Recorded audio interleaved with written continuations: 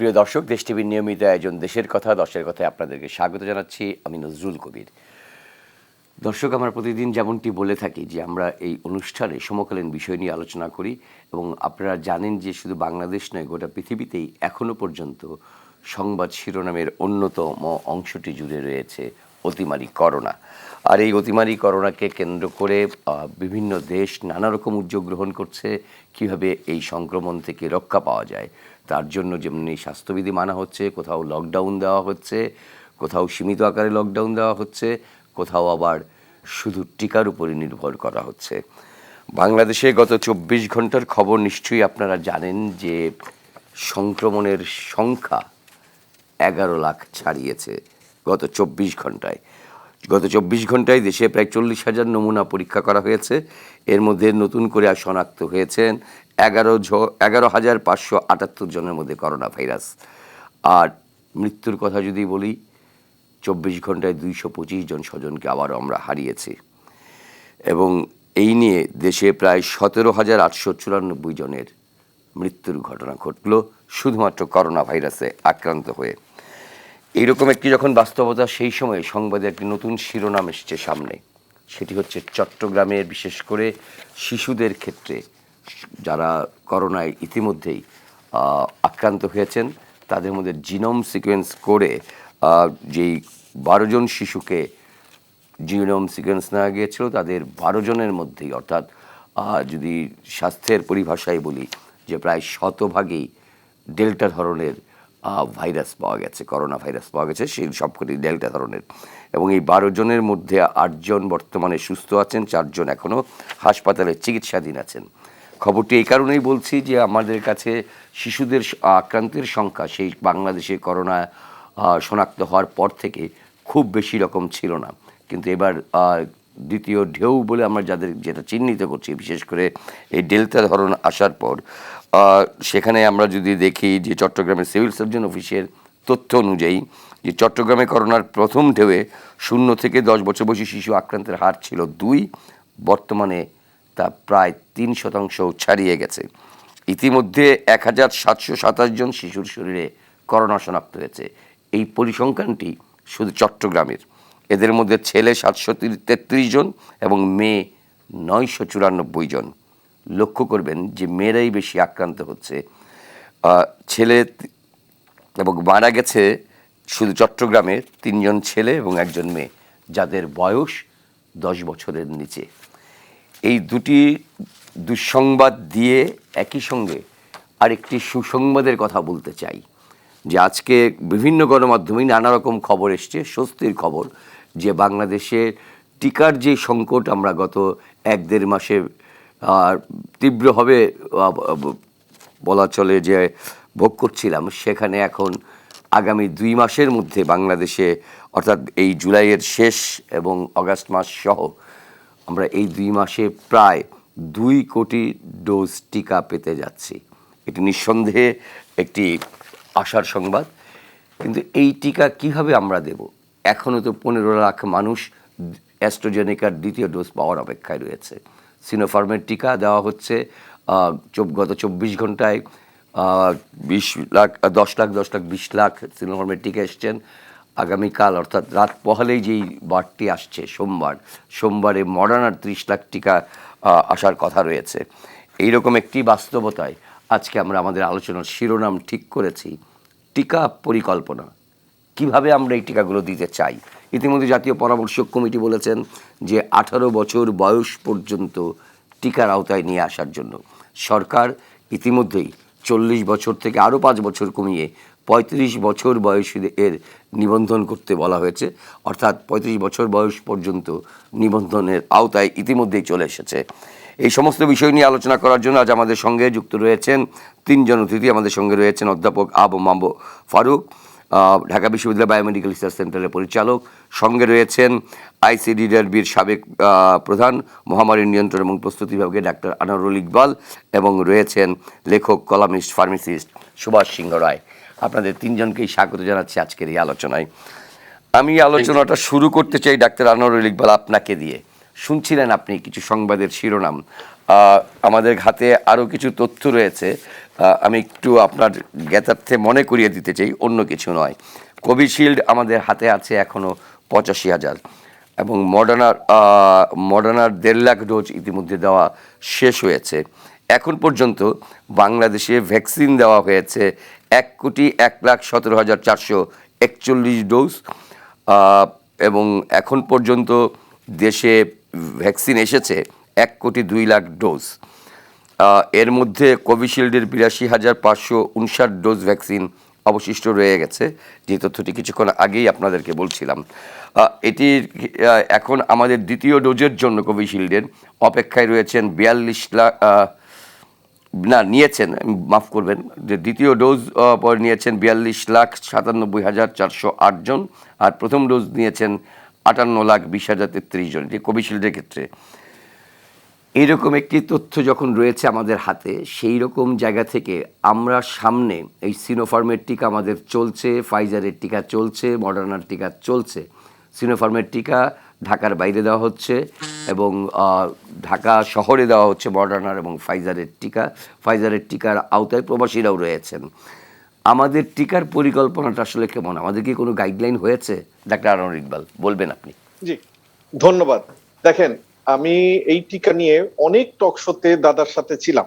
জি, টিকা নিয়ে কিন্তু আমাদের দেশের যে অবস্থান, সেটাকে আমি কোনো মতেই খারাপ বলতে পারি না। এই কারণে আমাদের দেশে যখন প্রথম টিকা আসে, মনে রাখবেন 130টা দেশের কিন্তু তখন টিকা পায়নি। এবং আমাদের প্রধানমন্ত্রী একটা কথা আগেই বলেছেন, এটা যারা ফার্মাসিস্ট আছেন, ডাক্তার আছেন, সবাই এক বাক্যে স্বীকার করবেন যে দেখেন, তখন যেই সোর্স, সবাই কিন্তু বলতো যে একটা সোর্স থেকে কেন আসলো, একটা সোর্স থেকে কেন আসলো। দেখেন, তখন কিন্তু আমি ওই সময়ের কথা বলছি, তখন কিন্তু চাইনিজ ভ্যাকসিন এবং রাশিয়ান ভ্যাকসিন কোন জায়গায় কোথাও অ্যাপ্রুভালই পায়নি। এবং আমাদের মাননীয় প্রধানমন্ত্রী কিন্তু একটা কথা বলেছিলেন যে আপনার WHO এবং CDCর অ্যাপ্রুভাল ছাড়া কোনো ভ্যাকসিন আমরা দিব না। একটা জিনিস মনে রাখবেন, একটা প্যারাসিটামলেরও কিন্তু সাইড এফেক্ট আছে, তো ভ্যাকসিনেরও কিন্তু সাইড এফেক্ট আছে।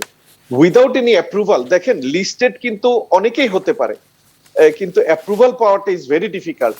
এবং সেই ক্ষেত্রে আপনি দেখেন, স্পুটনিক কিন্তু এখনো অ্যাপ্রুভাল পায়নি, যে যত কথাই বলুক, ঠিক আছে, কিন্তু অনেক দেশ নিচ্ছে।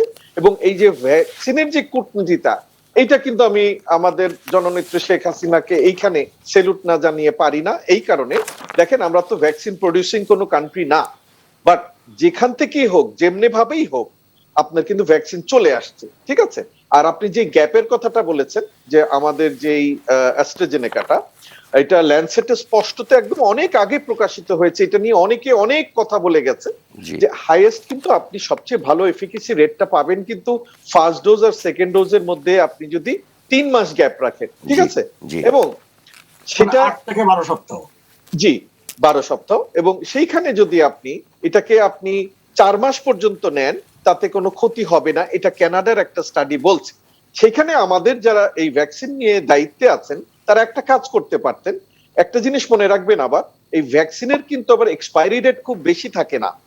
ওনারা একটা জিনিস পারতেন, এটাকে কাস্টমাইজ বলে, সেটা হচ্ছে আমাদের যে সেকেন্ড ডোজটা 2 মাস পরে দেওয়া হয়েছে, যখন ভারতের এই সমস্যা তৈরি হয়েছে, ওই 2 মাসটাকে 3 মাস করা যেত কিনা, সেটা ছিল প্রশ্ন। সেই এক্সপায়ারি ডেটটা যদি করা যেত, তাহলে কিন্তু আজকে যেই আপনারা অনেকেই শঙ্কায় পড়েছেন যে কোভিডশিল্ড দেওয়া যাবে কি যাবে না, সেকেন্ড ডোজের জন্য ওয়েট করছে, সেই জিনিসটা কিন্তু আর মানে উদ্ভব হতো না। তো সুতরাং এখন পর্যন্ত যেটা কানাডার স্টাডি, সেটা কুবেকে একটা স্টাডি হয়েছে, সেটা বলছে যে 4 মাস পর্যন্ত আপনি দিতে পারেন।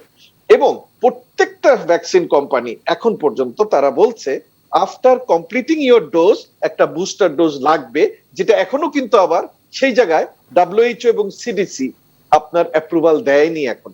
তো সুতরাং এই জিনিসগুলো চলছে, কিন্তু বাংলাদেশ যেটা করেছে, আপনি 8-10টা দেশের সাথে মিলান।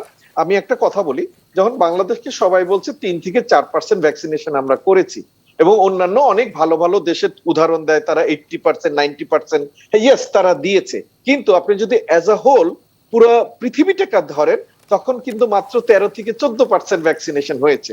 সেই তুলনায় কিন্তু আমরা পিছানো না, আমাদের অল রিসোর্স এবং সোর্স। আমি পেছানোর জায়গায় বলছি না, নিঃসন্দেহে আমাদের সরকারের এই ভূমিকা টিকা আনার ক্ষেত্রে, টিকার বাস্তবতার ক্ষেত্রে আমরা সবাই জানি যে সেরামের বাস্তবতাটা কী ছিল, ভারতের বাস্তবতাটা কী ছিল। কিন্তু আমার প্রশ্নটি হচ্ছে ভিন্ন জায়গায়। সেটি হচ্ছে আমাদের হাতে এখন তো পর্যাপ্ত টিকা আছে। আমরা 40 থেকে প্রথমে 50 ছিল, সেখান থেকে 40-এ আনলাম, 40 থেকে এখন 35-এ আনলাম, এবং বলা হচ্ছে জাতীয় পরামর্শ কমিটির ক্ষেত্রে বলা হয়েছে যে এটা 18তে নিয়ে আসার জন্য। আজকে রেজিস্ট্রেশন ছাড়াই শুধুমাত্র ইয়ে দেখে কি বলবো আমাদের ন্যাশনাল আইডি কার্ড, জাতীয় পরিচয়পত্রের কার্ড দেখে শ্রমিকদেরকে দেওয়া শুরু হয়েছে, এবং এটি আজকে 4টি কারখানায় গাজীপুরে এটি দেওয়া হয়েছে এবং তাদেরকে একটা আওতায় আনা হচ্ছে। আমার সুনির্দিষ্ট প্রশ্নটি হচ্ছে যে আমাদের টিকা আসলে কাদেরকে দিব, কোন এলাকায় দেব? যে এলাকায় বেশি আক্রান্ত হচ্ছে সেখানে কি আগে দিব আমরা, নাকি শুধু আমাদের সিনিয়র সিটিজেনদেরকে দিব? মানে একটি প্রপার গাইডলাইন আছে কিনা সরকারের টিকা দেওয়ার ক্ষেত্রে? জি, আমি বলি, আমি যেটুকু জানি সেটা তথ্যের উপর বেস করে বলছি। গাইডলাইন কিন্তু দিনে দিনে চেঞ্জ হচ্ছে। এই কারণে দেখেন, আমাদের যখন 50 বছর পর্যন্ত কাট অফ টাইমটা ছিল, আপনি দেখেন যেই বয়সটা ছিল, তখন কিন্তু দেখা গেল মেজরিটি মানুষ অ্যাপ্লাই করেনি, মানে আপনার কেউ আগ্রহ দেখায়নি। কিন্তু ওইটাই যখন 40-এ চলে আসলো, তখন কিন্তু আবার দেখা গেল যে অনেক মানুষই অ্যাপ্লাই করছিল। তারপরে তো একটা ঝামেলা হলো, আপনারা জানেন, ভারতের কারণে আমাদের জিনিসটা বন্ধ হয়ে গেল। কিন্তু আপনার যে গাইডলাইন এখন যেটা বের করেছে পরামর্শক কমিটি, সেখানে বলছে যে 18 বছর পর্যন্ত দিতে হবে, বাট সরকার কিন্তু এই পর্যন্ত 35 পর্যন্ত এনেছে। এই পর্যন্তই তথ্য আছে, এর বাইরে কিন্তু নতুন কোনো তথ্য নেই। বাট যেটা জি, আমি আমি আমি এটা আমরা সবাই জানছি, কিন্তু একটি জায়গায় প্রয়োজনীয়তা অনুভব করেন কিনা, আপনার কাছে আবার ডাক্তার আনোয়ার ইকবাল আসবো, আমি একটু ডাক্তার অধ্যাপক আবু ফারুক আপনার কাছে আসতে চাই। সেটি হচ্ছে আমাদের পরিকল্পনার ক্ষেত্রে আমরা যখন গত বছরেই শেষ দিকে আমরা বললাম যে আমরা হয়তো আমাদের স্কুল কলেজ খুলে দেওয়ার চেষ্টা করব, আমরা যখন মার্চ এপ্রিলের দিকে অবস্থা খুবই বেগতিক হয়ে উঠলো, তখন আমরা আবার পিছিয়ে আসলাম। এবং এখন যেরকম ছাত্রদের মধ্যে বিশেষ করে মেডিকেল ছাত্রদেরকে আওতায় নিয়ে আসা হচ্ছে, টিকার আওতায় নিয়ে আসা হচ্ছে, সামনে হয়তো আমাদের বিশ্ববিদ্যালয়ের ছাত্রদেরকে, ঢাকা বিশ্ববিদ্যালয়ের ছাত্রদেরকে, বিশেষ করে আবাসিক হলের ছাত্রদেরকে কিন্তু আওতায় নিয়ে আসা হচ্ছে। আমরা কোন পরিকল্পনায়, একটা গাইডলাইন তো আছে কিনা আমাদের? একটি গাইডলাইন অবশ্যই চেঞ্জ হবে, কিন্তু মূল একটি খসড়া গাইডলাইন যদি আমাদের না থাকে, আমরা কিভাবে আসলে টিকাটা দিব? আবারও কি খুব এলোমেলো ভাবে টিকাটা দেওয়া হবে কিনা? জি, ধন্যবাদ। ওই যেটা একটু আগে ডক্টর ইকবাল বলছিলেন গাইডলাইনের কথা, WHO তো একটা ইন্টারন্যাশনালি একটা স্ট্যান্ডার্ড গাইডলাইন করেছে এবং সেটি ওয়েল পাবলিসাইজড, আমাদের দেশেও এসছে, এবং আমাদের যে কারিগরি কমিটিটি আছে, জাতীয় কমিটি, তারা এটাকে অনুসরণ করছে এবং করেই কিন্তু তারা ঠিক করলো যে আমাদের সিনিয়র সিটিজেন যারা যারা প্রবীণ ব্যক্তিরা আছেন তাদেরকে আগে দিতে হবে, তারপরে আমরা গ্রাজুয়ালি নিচের দিকে আসবো।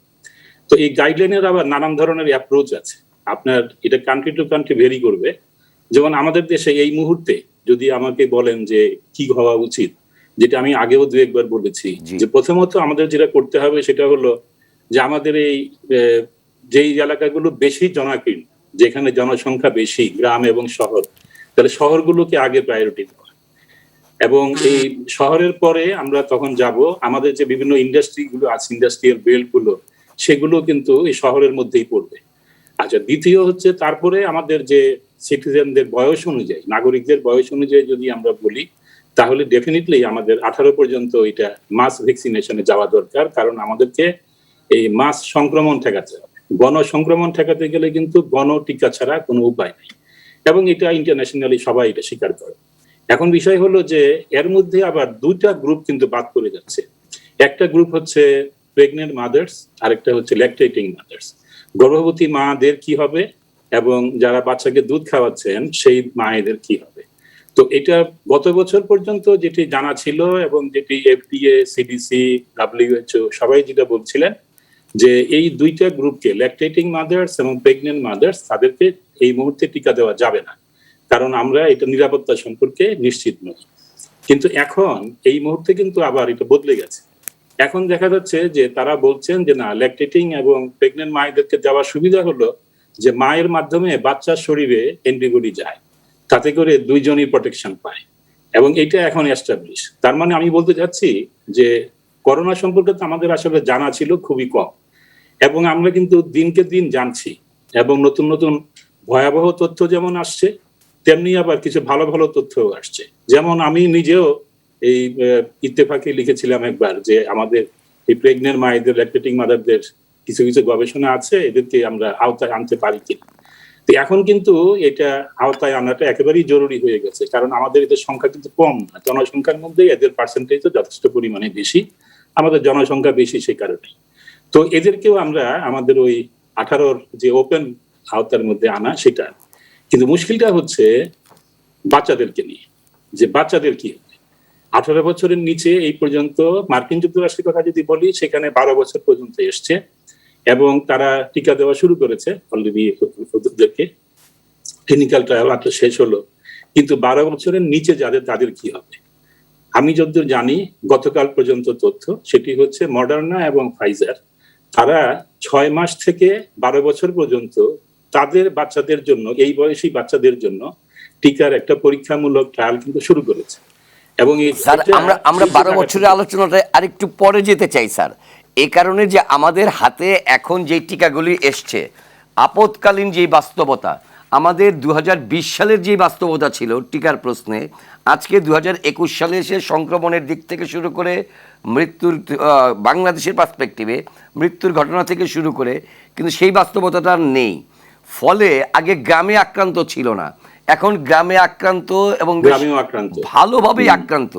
বলা হচ্ছে যে শহরের থেকেও বেশি পরিমাণে আক্রান্ত, শনাক্ত বেশি করে হচ্ছে না বলে ধরা পড়ছে না, যখনই শনাক্ত টেস্ট বেশি হচ্ছে না বলে, যখন টেস্ট বেশি হচ্ছে তখন কিন্তু গ্রামে দেখা যাচ্ছে যে শনাক্তের হারটা বেশ বাড়তির দিকে।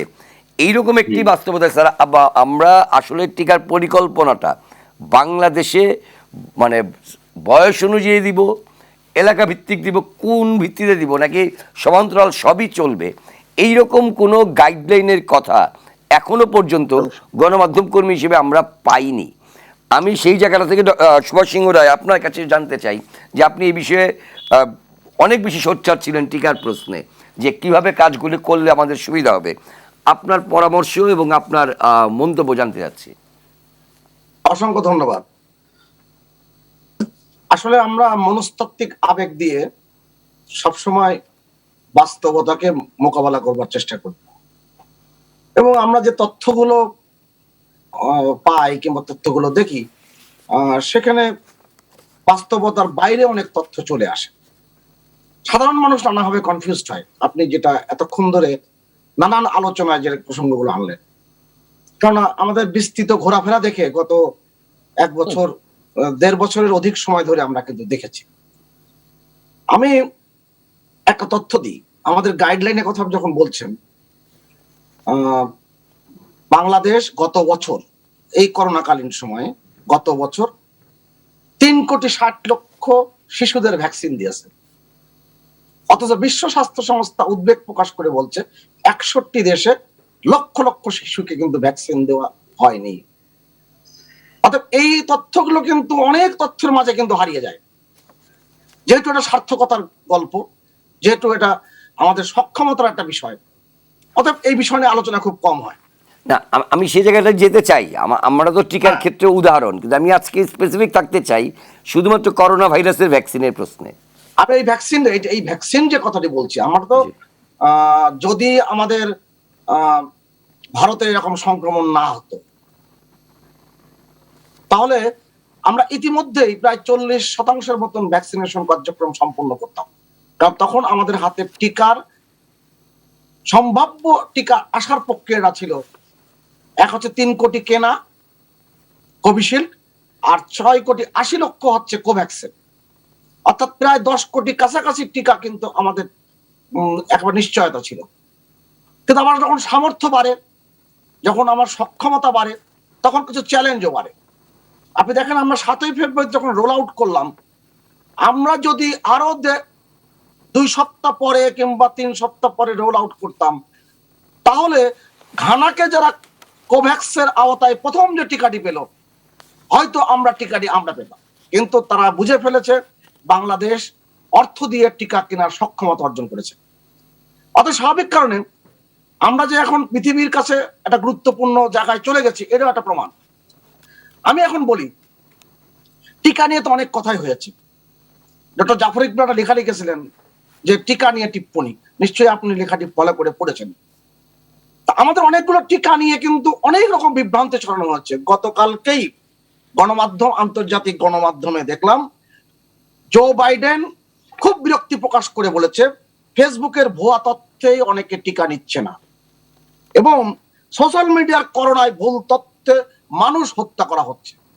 এবং ফেসবুক কর্তৃপক্ষ স্বীকার করেছে 1,30,00,000 তারা ভুয়া তথ্য এই টিকা সংক্রান্ত তারা এ ব্যাপারে অবহিত, এবং তারা কিন্তু কার্যক্রম চালাচ্ছে।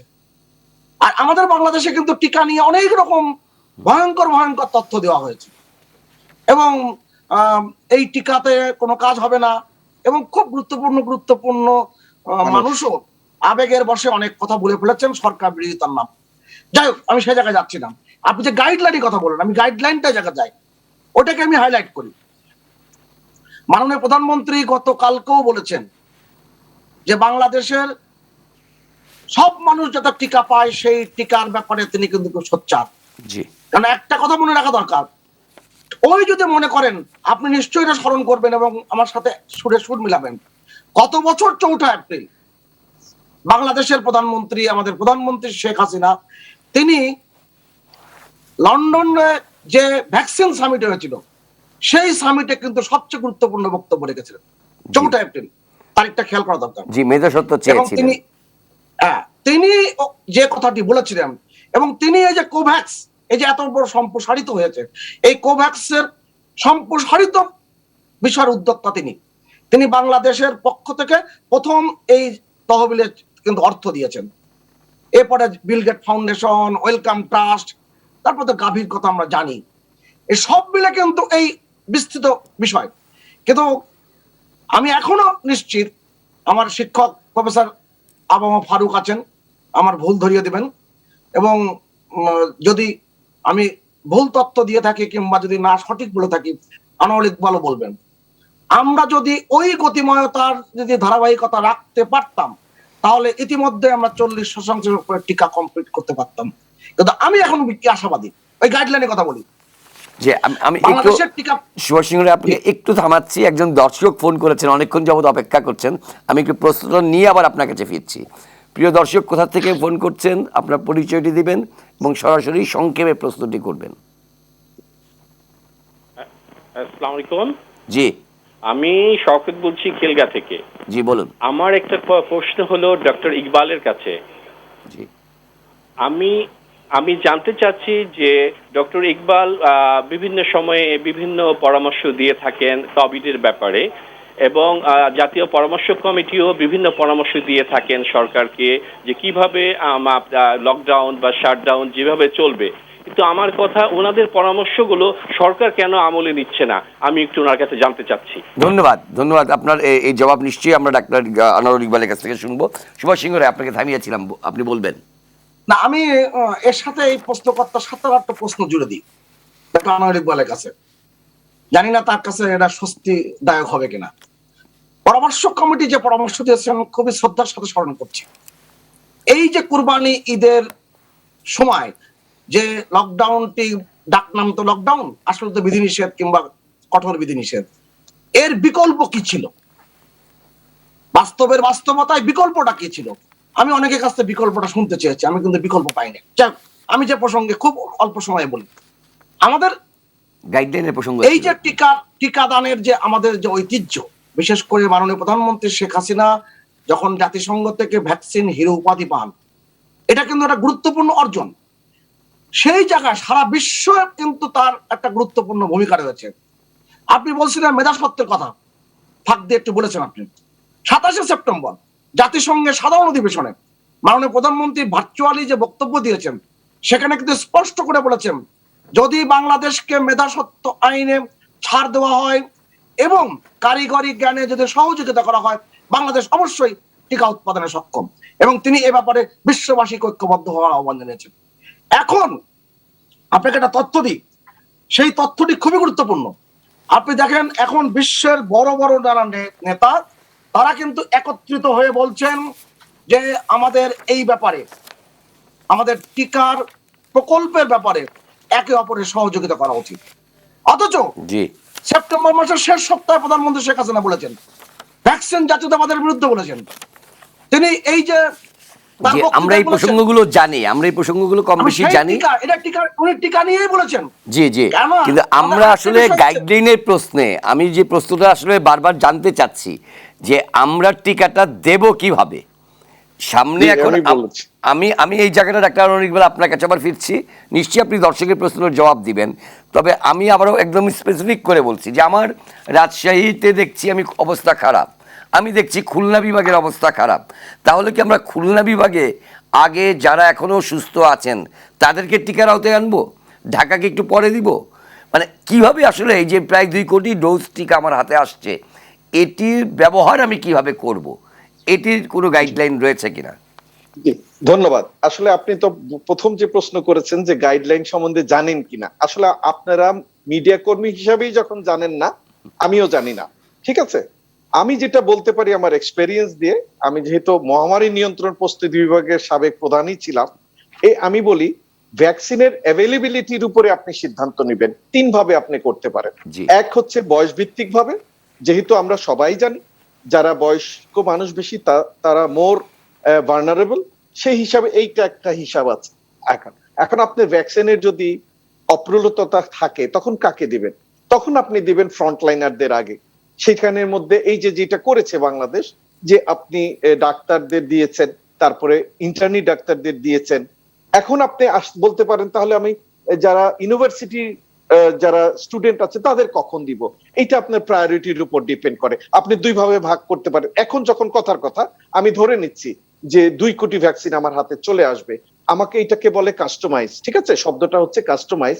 কাস্টমাইজ করে আপনি দেখবেন কোন এরিয়ায় আপনার সংখ্যা বেশি, সেখানে আপনি বয়সের মধ্যেও সবাইকে ফেলে দিতে পারেন, অথবা আপনি যদি এই যে প্রফেশন নিয়ে আসেন, প্রফেশনটা তখন কাজে হবে কিন্তু শহর ভিত্তিক বেশি, কিন্তু গ্রামে কিন্তু প্রফেশনকে আপনি ওইভাবে ভাগ করতে পারবেন না। মেজরিটি তো কৃষক, শ্রমিক, মজুর, এনআরআই। তো সেখানে আপনি যদি আপনি প্রফেশন নেন তখন কিন্তু সেই জায়গায় এটা কাজ করবে না, সেখানে কিন্তু আক্রান্তর হারের উপর কাজ করতে হবে। সুতরাং আপনার বিভিন্ন জায়গায় কিন্তু বিভিন্ন ইস্যু। বাট আমাদের দেশটা যখন এত ছোট আয়তনে, এখন ওই যে আমি বললাম প্রথম একটা কথা, আপনি যদি আমাকে বলতে পারতেন যে ভাই এত ভ্যাকসিন আসছে অমুক মাসের মধ্যে, দেন আমি আপনাকে এখনই স্পেসিফিক বলে দিতে পারতাম এই প্রসেসে যান। সুতরাং ওই যে ইফ এন্ড বাটস রয়ে গেছে, এটা হচ্ছে এক। না, আমি ওই আপনার কারণেই আছে বলছি বলে যে আমি আমার হাতে দিতে 2 পেরেছি। কোটি ডোজ টিকা অগাস্ট মাসের শেষ তারিখ পর্যন্ত আমার হাতে আছে, যে অগাস্ট মাসে এটা একদম নিশ্চিত। তাহলে এই জি। অগাস্ট মাসের 31 তারিখ পর্যন্ত বাংলাদেশের টিকা জি। দেওয়ার পরিকল্পনাটা কি স্বাস্থ্য অধিদপ্তর তৈরি করেছে? এইটা তো আমি এই বলতে পারবো প্রশ্নের না, জবাব কারণ আমি জানবো, স্বাস্থ্য এই প্রশ্নের জবাব এইটাই। জানবো, এবং আমরা অবশ্যই করছেন। পরামর্শ চাইবো আপনাদের কাছ জি। থেকে। আজ আমরা আলোচনা করছি টিকা পরিকল্পনা নিয়ে। আমাদের সঙ্গে 3 জন অতিথি যুক্ত রয়েছেন, অধ্যাপক আবম ফারুক, ডাক্তার আনোয়ারুল ইকবাল এবং সুভাষ সিংহ রায়। বিরতির আগে ডাক্তার আনোয়ারুল ইকবাল, আপনার কাছ থেকে বিদায় নিয়ে গিয়েছিলাম, কিন্তু একটি প্রশ্নের উত্তর জানা হয়নি। দর্শক যে প্রশ্নটি করেছিলেন সংক্ষেপে যদি আপনি একটু বলেন যে আপনাদের পরামর্শ সরকার গ্রহণ করছে কি করছে না। জি, দেখেন, আসলে প্রথমে তো আমি দর্শকের উদ্দেশ্যে বলছি, আমি যা বলছি আমি নিজের তরফ থেকে বলছি, আমি কিন্তু কোনো পরামর্শ কমিটির মধ্যে নেই। 1 2 আমি তো মনে করি অবশ্যই নিচ্ছে, বাট সমস্যা হচ্ছে এইটা, দেখেন পাবলিক হেলথের একটা প্রথম এবং প্রধান নর্ম হচ্ছে খুব চটজলদি আপনার সিদ্ধান্ত নিতে হবে, এবং সিদ্ধান্ত এবং বাস্তবায়নের মধ্যে কোনো গ্যাপ থাকতে পারবে না। খুব তাড়াতাড়ি যত আপনি লেট করবেন অত আপনি প্রবলেমে পড়ে যাবেন। তো সুতরাং দেখেন, সরকার, আমি যেমন শুধু জীবনের জন্য কথা বলি, জীবন বাঁচানোর জন্য কথা বলবো, সরকার কিন্তু আরো অনেক এক্সপেক্ট দেখবে, কিন্তু সব এক্সপেক্টের সময় যদি আপনি জীবিকা টেনে নিয়ে আসবেন তখনই আপনার সংঘাতটা হচ্ছে। আমাদের সমস্যা তো ওই জায়গায়। কিন্তু আজকে একটা চিত্র শুধু বলি আপনাকে, আমি এই কোরবানির হাট, লকডাউন, এগুলো সব সাবসাইড করে দিলাম। শুধু আজকে যদি আপনি বিভিন্ন টিভি চ্যানেল দেখে থাকেন, আপনি শুধু দেখবেন গাউসিয়া মার্কেট এবং নিউ মার্কেট এবং আপনার চাঁদনী চকে যেসব মহিলারা ঘুরে বেড়াচ্ছেন এবং মুখে কোনো মাস্ক নেই, তাদের জন্য আমাদের কি বলতে হয় বা কি বলা উচিত, এই প্রশ্নটা আপনার মাধ্যমে আমি সারা দেশবাসীকে জানাচ্ছি যে এইরকম মানুষও কিন্তু আছে, এবং তাদের উত্তর যদি শোনেন তাহলে এই টকশোর কোনো মানেই হয় না। এবং আমরা যেসব নিয়ে চিন্তা করছি যে ভ্যাকসিন, লকডাউন, তারপরে আপনার বিভিন্ন স্বাস্থ্যবিধি, এখানে যদি আপনি এই জায়গাটায় ছাড় দিয়ে দিয়েছেন, এই জিনিসটা হবে কি জানেন, যে আপনি ঘরের ভিতরে জিনিস ঢুকিয়ে দিয়ে দরজা, আমরা বলেছিলাম জিনিসটা যাতে ঘরের ভিতরে না ঢোকে, তাই দরজাটা বন্ধ করতে। এখন আপনি ঘরের ভিতরে জিনিস ঢুকে দরজা বন্ধ করলে যেটা হবে সেটা সামনে হবে। অনেক ধন্যবাদ আনোয়ারুল ইকবাল। আমরা টিকা পরিকল্পনায় আবারও আলোচনায় ফিরতে চাই। অধ্যাপক আবু মোহাম্মদ ফারুক, আপনার কাছে টিকার গাইডলাইন নিয়ে বারবারই শব্দটি বলছি আমি এ কারণেই যে টিকার আমাদের একটি মোটা দাগের গাইডলাইন ছিল, কিন্তু আপনি বলছিলেন যে প্রতি মুহূর্তে পরিবর্তন করতে হয়, এবং আমরা যে গাইডলাইনে ছিলাম সেই গাইডলাইন অনুযায়ী কাজ করতে পারিনি, যেহেতু আমরা সেরামের অ্যাস্ট্রাজেনেকা পাইনি। পরবর্তীতে আমাদের অনেকখানি সময় নিয়েছে, আমাদের নিবন্ধন বন্ধ রাখতে হয়েছিল, এখন আবার গতি পেয়েছে। সেই গতিটা অর্থবহভাবে কিভাবে কাজে লাগাতে পারি, কারণ এখন তো আমরা একটা আপৎকালীন সময়ে আছি, আমাদের সংক্রমণ বাড়ছেই। সেই ক্ষেত্রে তাহলে আমরা কি ধরনের ব্যবস্থা নিব টিকার প্রশ্নে? আমি কারোর প্রতি কোনো অ্যাসপারশন না, আমি জাস্ট জনস্বাস্থ্য বিজ্ঞান কি বলে সেই সম্পর্কে একটু বলি, আপনার উত্তরটা চলে আসবে ওখানে। জি জি। 1 নম্বর হচ্ছে যে ওই আমরা ছোটবেলায় পড়তাম না যে cut your coat according to your cloth. আপনার কাপড়ের মাপ অনুযায়ী, কাপড়ের পরিমাণ অনুযায়ী শার্টটা ছোট হবে না বড় হবে ঠিক করতে হবে। আমার টিকা আমি যদি অন্যের উপরে নির্ভর করি তাহলে কিন্তু সঠিক পরিকল্পনা করা যাবে না। যতক্ষণ পর্যন্ত টিকা আমার হাতে যথেষ্ট না থাকবে এবং আগামী 6 মাস কিংবা আগামী 1 বছরে আমার যে টিকাটা লাগবে সেই টিকাটার একটা ফ্লো প্যাটার্ন স্মুথ না হবে, নিশ্চিত না হবে, ততক্ষণ পর্যন্ত কিন্তু পরিকল্পনা যেতে নাই। এটা কিন্তু নিয়ম, কারণ পরিকল্পনা আপনি যাবেন মাঝপথে গিয়ে আপনার ওই তীরে না এসেই তৈরি ডোবার অবস্থা হয়ে যাবে। তো সেই কারণে আমরা বাঁচা গেছে যে আমরা অনেক সংকটের মধ্যে থেকেও ওই ধরনের একটা ক্রিটিক্যাল অবস্থায় পড়িনি। এখন বিষয়টা হলো যে এখন আমাদের হাতে টিকা এসছে, আপনি বলছেন 2 কোটি টিকা এই মাসে এবং আগস্টে চলে আসবে। 31 আগস্টের মধ্যে আমাদের কাছে 2 কোটি টিকা থাকবে। হ্যাঁ ঠিক। হ্যাঁ, এবং আমার বিশ্বাস আরো বেশি থাকবে, কারণ হলো যে ভারত থেকে টিকা আমার ধারণা 7 কোটি টিকা। হ্যাঁ, আমার ধারণা ভারত থেকে টিকা আমরা পেতে শুরু করব এই মাসের পরেই। এবং দ্বিতীয় হচ্ছে যেটা, সেটা হলো যে আমাদের আরো কিছু টিকার সোর্স বিভিন্ন জায়গা থেকে পাওয়া যাচ্ছে। এমনকি আমরা যে কোভ্যাক্সের যে অনুদানটুকু ভূ রাজনৈতিক কারণেই আমাদের এই কোভ্যাক্সের এই অনুদানটুকু অন্যান্য দেশ স্পেশালি মেনশন করে দেবে যে বাংলাদেশকে দেওয়ার জন্য আমি এই টিকাটা দিলাম। জি, যেমন জাপানের কথা আমরা জানি, জাপান উপহার হিসেবে অ্যাস্ট্রাজেনেকা টিকা দিচ্ছে আগস্টের প্রথম সপ্তাহে আসবে। আমি অনুমান করি যে আগস্ট এবং সেপ্টেম্বরের মধ্যে আমরা টোটাল এই সেপ্টেম্বরের যদি লাস্ট কোয়ার্টারটা ধরি তাহলে লাস্ট কোয়ার্টার আগে থার্ড কোয়ার্টারটা ধরি 7.5 কোটি টিকার মতো মোট চলে আসে আর কি। এখন কিন্তু একটা পরিকল্পনা করা যায় যদি ওই সবগুলো কমিটমেন্টের জায়গাগুলো ঠিক থাকে তাহলে। এখন বিষয়টা হচ্ছে 18 বছরে নিয়ে আসতে হবে। 2 কেন নিয়ে আসতে হবে? দিয়ে আসতে হবে এই জন্য যে আমাকে এখন মাস ভ্যাকসিনেশনে যেতে হবে, কোনো টিকা ছাড়া কোনো উপায় নাই। আমরা এতকাল ওই কম্পিউটারে নিবন্ধন করে তারপরে SMS পে ফটোকপি নিয়ে গেছি। কেন গেছি? কারণ আমরা তখন একটা পার্টিকুলার এজ গ্রুপ নিয়ে কাজ করছিলাম এবং সরকার চাচ্ছিলেন যাতে করে কেন্দ্রে বেশি ভিড় না হয়, কারণ ভিড় হলে ওখান থেকে আবার করোনা ছাড় ধাক্কাধাক্কি হবে, মারামারি হবে। তো সেই কারণে এই পর্যন্ত যতটুকু এসছে খারাপ আসেনি।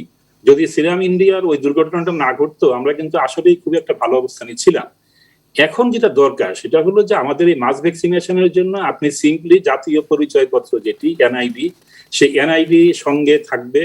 আমার সার্ভারের মধ্যে দরকার হচ্ছে NID নম্বরটা, এবং সেই নম্বর থাকলে জন্ম তারিখ থেকে শুরু করে বাবার নাম, মায়ের নাম, ঠিকানা সবকিছুই কিন্তু আমি পাবো। অতএব কম্পিউটারে ওইটাকে আলাদা করে ঢুকানোর কোনো দরকার নেই। এখন এখানে আমাদের বিভিন্ন যে সংগঠনগুলো আছে, সামাজিক সংগঠন, সাংস্কৃতিক সংগঠন, এইগুলোকে আমাদের আনতে হবে। এবং আমরা শুধুমাত্র প্রশাসনিক ভাবে নির্ভর না করে আমাদের জনপ্রতিনিধিরা যারা আছেন, MP সাহেব হন, MP সাহেবের সম্পর্কে লোকজনের যদি বৈরী মনোভাব থাকে, কথার কথা যদি থাকে, অসুবিধা নাই তো, কারণ আরো জনপ্রতিনিধি আছে এবং সেখানে আমাদের ইউনিয়ন পরিষদ পর্যন্ত যে জনপ্রতিনিধিরা আছেন তাদেরকে সম্পৃক্ত করা, জেলা বোর্ড আছে সেগুলোকে সম্পৃক্ত করা। অর্থাৎ আমি বলতে চাচ্ছি যাদের সঙ্গে জনগণের সম্পর্ক আছে, প্রশাসনের নিয়মই কিন্তু হচ্ছে একটা দূরত্ব মেনটেন করা। ব্রিটিশ আমলের শিক্ষা হলো যে ব্যুরোক্রেসিটা এমন ভাবে করতে হবে জনগণ যেন ভয় পায়, জনগণ যেন একটা দূরত্ব অনুভব করে। তো সেই হিসাবে আমাদের ব্যুরোক্রেসি যদি এইভাবে, ভাগ্য ভালো যে পুরোটা তারা এটা করে না, এখানে ভালো লোকও আছে, খারাপও আছে। আমাদের জনপ্রতিনিধিদের সম্পৃক্ততা বাড়াতে হবে, তাদেরকে ওই সামাজিক সংগঠনগুলো, সাংস্কৃতিক সংগঠনগুলো, ধর্মীয় সংগঠনগুলো, আমাদের মসজিদ, মন্দির, প্যাগোডা, গির্জা, স্কুলের শিক্ষক, সেটা স্কুল হোক, কলেজ হোক, প্রাইমারি স্কুল হোক, এই যে সোশ্যাল লিডার্স যাদের কথা জনগণ শুনে, যাদেরকে বিশ্বাস করে, যাদেরকে কাছে পায়, একটা পার্শ্ব প্রতিক্রিয়া হলে যেন আমি প্রাইমারি স্কুলের হেডমাস্টার স্যারের কাছে গিয়ে বলতে পারি, স্যার আপনি তো বলছিলেন টিকা নিতে, এখন আমার তো এই অবস্থা, এখন আমি কি করব, কিংবা ধন্যবাদ দিলেও তাকে দিতে পারি। এই যে কাজগুলো, এইগুলো আমাদের দরকার। একই সঙ্গে আমাদের যেটা দরকার সেটা হচ্ছে ওই মোটিভেশনের কাজে। যেমন একটু আগে আপনাদের খবরের শেষাংশ আমি শুনছিলাম আপনাদের অনুষ্ঠানে আসার আগে, সেখানে আপনারা মোটিভেটিং কিছু কথা বলেছেন, খুবই চমৎকার। আমি সবগুলো টেলিভিশন এটা দেখি না, এটা কিন্তু দেওয়া উচিত। টেলিভিশন হোক, প্রিন্টিং মিডিয়া হোক, এই প্রিন্ট মিডিয়া এবং ইলেকট্রনিক মিডিয়া যারা মোটিভেশন গুলো করুক। এবং এই কথাটা আমরা আগেও বলেছি, আপনাদের অনুষ্ঠানেও বলেছি, জি যে আমাদের যে নাটকগুলো, আমাদের গানগুলো, আমাদের লোকনাট্য দলগুলো, আমাদের লোকসঙ্গীতের দলগুলো, সেগুলোকে কেন আমরা কাজে লাগাচ্ছি না, বা তারাও বা কেন বসে আছে? এত বড় একটা মহামারী, 100 বছর পরে একটা মহামারী এসছে, এবং পৃথিবীতে যতগুলো ভয়ঙ্কর মহামারী হয়েছে তার মধ্যে এটা হলো সবচেয়ে বেশি ভয়ঙ্কর। জি এখানে আমাদের এই সংগঠনগুলো চুপ থাকবে তা তো হবে না। জি। তো সেই ক্ষেত্রে আমি মনে করি যে আমাদের এই জায়গাগুলো ওপেন করা দরকার। এবং আপনি ওই কমিউনিটি পার্টিসিপেশন, আমি আজকে না, এই আমাদের ওপেন ওই গুলোর নেত্রীর ক্ষেত্রে তো কথা শুনলাম। সরকারের কোনো আপত্তি নেই। প্রশ্নটি হচ্ছে যে যারা এই জাতীয় অর্গানাইজেশনগুলোর সঙ্গে যুক্ত আছেন তারাই বা নামছেন না কেন? মানে আমরা শুধু একতরফাভাবে অনেক সময় সরকারকে দোষারোপ করে যাই, কিন্তু আমি সেটাই বলছি। সরকার তো আর সামাজিক সংগঠনগুলোকে, সাংস্কৃতিক সংগঠনগুলোকে বলে দেবে না তোমরা নামো। তারা নিজেরা নামলি, অষ্টআশির বন্যা, আমরা বিভিন্ন সময় শুধু অষ্টআশির বন্যা কেন, 98 এর বন্যা, সেখানেও কিন্তু একই রকম ছিল। আমরা এই যে এই আমাদের প্রথম ঢেউয়ের সময়ও মানুষের পাশে দাঁড়াবার ক্ষেত্রেও তো দেখেছি মানুষজন নেমেছিল। এখন কেন নামছেন না? এই বাস্তবতাগুলো নিয়ে নিশ্চয়ই সুভাষ সিংহ রায় আপনিও কথা বলবেন। তারপরে আমি একটু স্পেসিফিক রাখতে চাই, সেটি হচ্ছে যে এই টিকা দেওয়ার ক্ষেত্রে আমরা যেরকম বললেন যে গণটিকার কোনো বিকল্প নেই, ফারুক স্যার বললেন, সেই জায়গাতেও গণটিকা দেওয়ার ক্ষেত্রেও আনোয়ার ইকবাল যেমন বললেন যে ক্লাস্টার এক এক জায়গায় এক এক রকম বাস্তবতা আমাদের ফলো করতে পারে। আপনি কি মনে করছেন যে আমাদের এই টিকাটা কোন কোন স্তরে দেওয়া যায়? আপনার জবাবটা নিব। আবার একজন দর্শক ফোন করেছেন, দর্শকের ফোনটা নিয়ে আপনার কাছে আসছি। প্রিয় দর্শক, আপনার নাম বলে সংক্ষেপে প্রশ্নটি করবেন। জি হ্যালো, আসসালামু আলাইকুম। জি, কোত্থেকে বলছেন, কে বলছেন? জি আমি চট্টগ্রাম।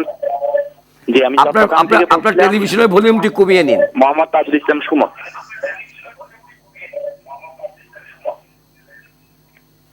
আপনার টেলিভিশনের ভলিউমটি কমিয়ে নিন। জি, প্রশ্ন করুন। জি জি আমার প্রশ্ন হচ্ছে ডাক্তার ইকবাল সাহেব স্যারের কাছে। জি, সরাসরি প্রশ্নটি করে ফেলুন। জি আমার প্রশ্নটা হচ্ছে যে আমার আম্মুর অপারেশন হয়েছে আজ থেকে 4-5 বছর আগে। ওনার পিত্তথলিতে অপারেশন হয়েছিল। তো এখন ওনার ইদানিং 6 মাস বা 5 মাস এর মধ্যে দেখা দিচ্ছে একটু হাই প্রেসার। তো এখন উনি হাই প্রেসারের ওষুধ খাচ্ছে, অলমেসন, আর হচ্ছে লোপিরেল, আর হচ্ছে এভাস্টেন। তো এখন আমার ডাক্তারের কাছে প্রশ্ন হচ্ছে যে এখন আমার আম্মু কি করোনার টিকা নিতে পারবেন?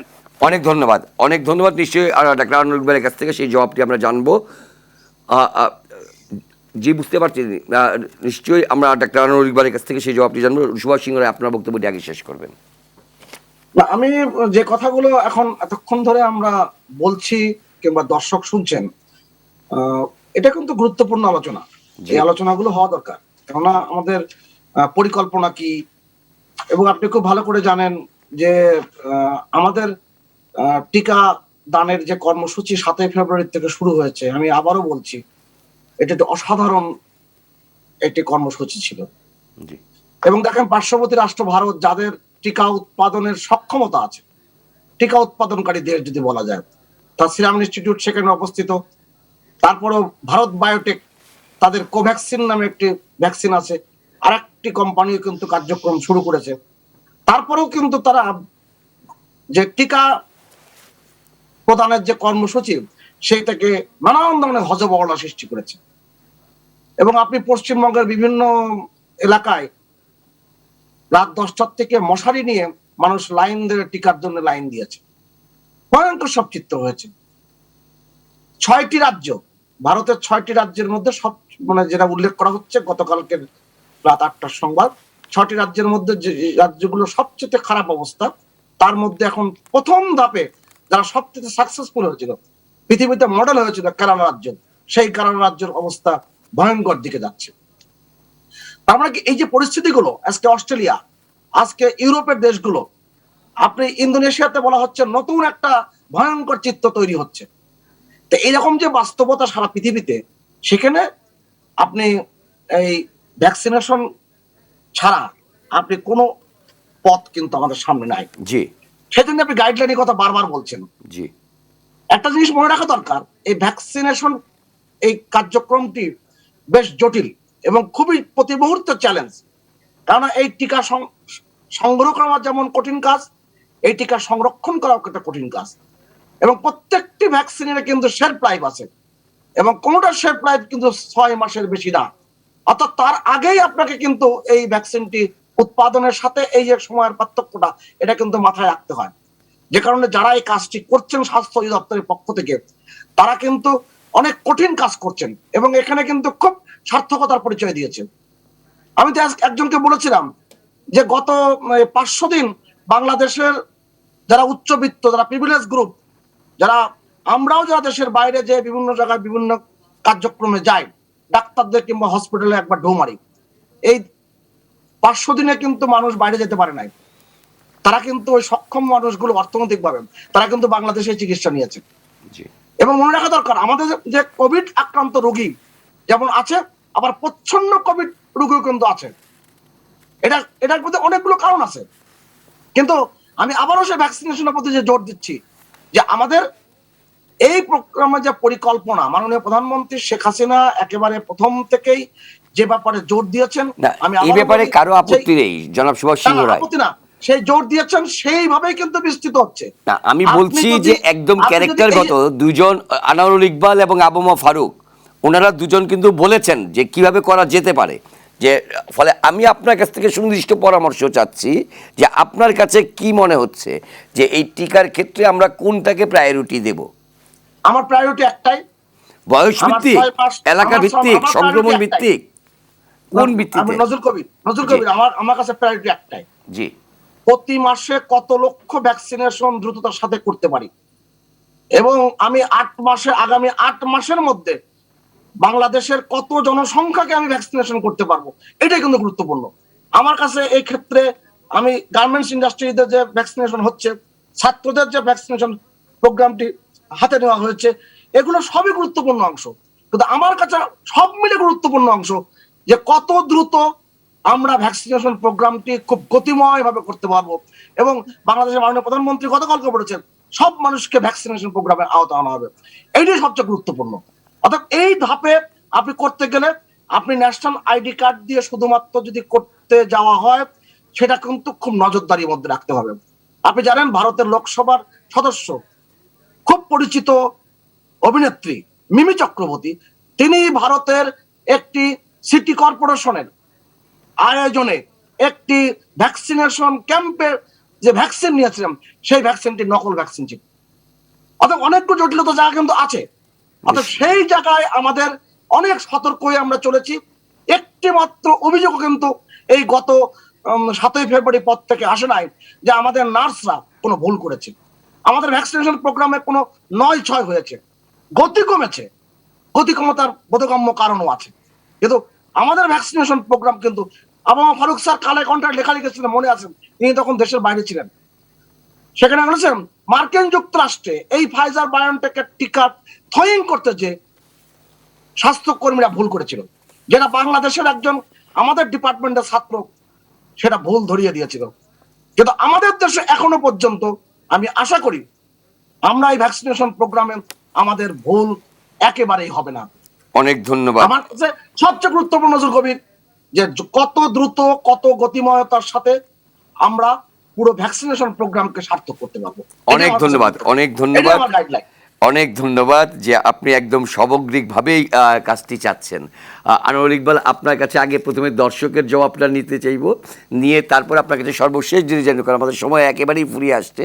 সর্বশেষ কথা হচ্ছে ইমিডিয়েট এই আগামী 2 মাসের পরিকল্পনার ক্ষেত্রে আপনার কোনো স্পেসিফিক সাজেশন এরপরও থাকছে কিনা, প্রশ্নের জবাবটা আগে নিয়ে নিই।